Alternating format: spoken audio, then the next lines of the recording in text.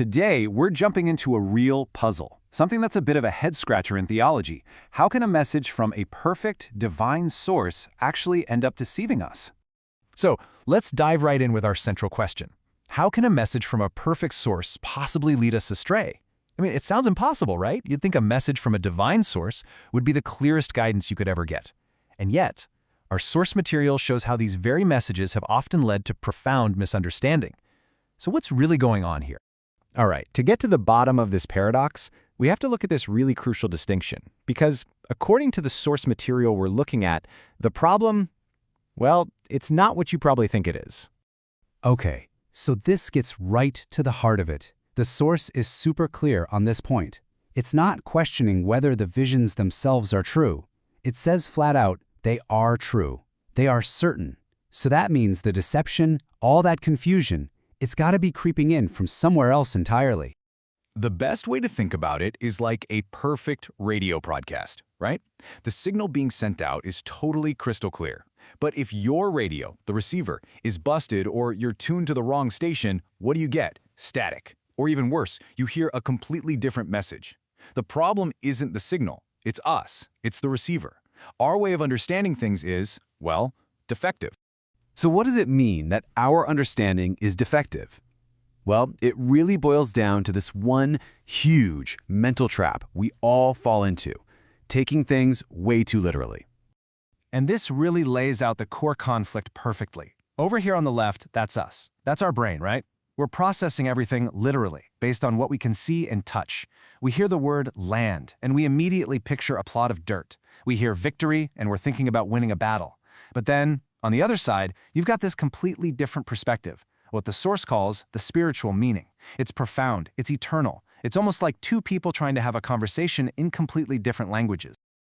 Okay, so let's look at how this actually plays out in some famous stories. Because this isn't just a theory, right?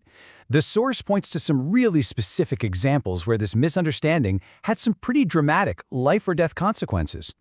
So let's take Abraham. He gets this incredibly direct promise, I will give you this land. Now, if you're Abraham and you're hearing this with your normal human ears, what do you think? You think you're going to own that land, right? In your lifetime? But that's not what happened at all. He lived his whole life as a wanderer and died without ever calling it his own.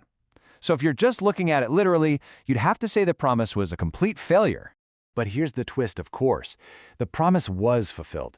It just wasn't fulfilled in the way his literal earthly mind expected.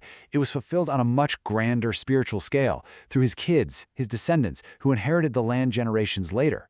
The real meaning was so much bigger than just him owning a piece of property. Okay, if you thought that was something, this next example is even more shocking. So the Israelites are told to go to war. They're sure they're going to win. I mean, God told them to go, right? So they march out, and they get absolutely crushed. They lose 22,000 men.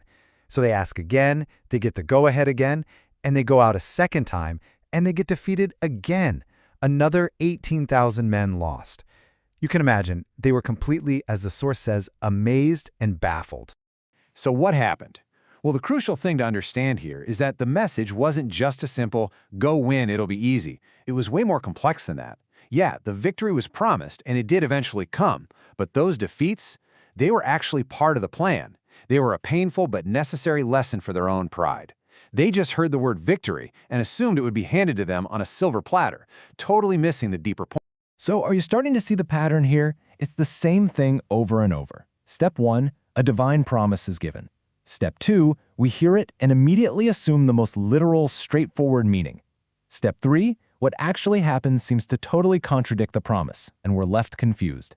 And then step 4, we realize a deeper, spiritual fulfillment was the real point all along. Okay, so this whole pattern points to two totally different ways of looking at the world.